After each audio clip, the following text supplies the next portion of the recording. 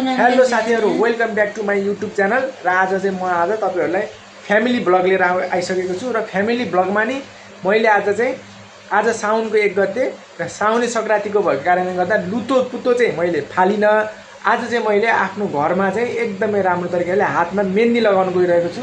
र ह्याप्पी साउने संक्रान्ति गाइज। मेहन्दी कस्तो भइरहेछ यहाँ हेर्देऊ त।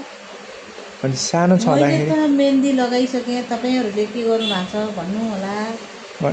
तपाईले सानो जुन अहिले चाहिँ यो डिजिटल युग आयो, विकास भयो हैन, रेडिमेड मेहन्दी आयो। तपाईहरुको पालोमा भनौं न सानो सानो बच्चाहरुमा पनि यस्तो मेहन्दी त हुन्थेन। त्यति बेला चाहिँ तपाईले के लगाउनु हुन्थ्यो भन्दिनुस्। त्यति बेला हामीले बाबु अब यो अहिलेको जस्तो रेडिमेड मेहन्दी बजारमा आएन। त्यति बेला चाहिँ हामीले करकराको पात, तिग्रेको पात, डाँट, मक्कर काँची, अनि त्यहाँबाट उकेरे अलिअलि त गोबर पनि हाल्दिन्छ जस्तो लाग्छ।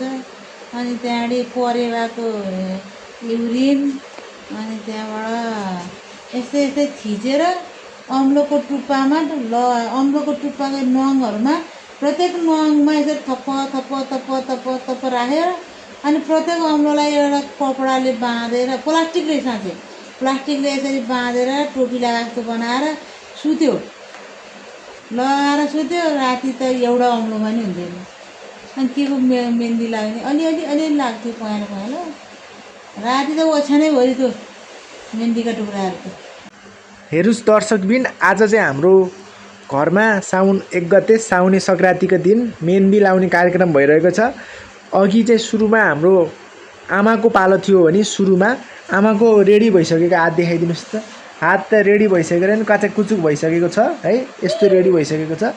भने दोस्रो पालोमा आउँदैछ हाम्रो धर्मपत्नी संगीताको।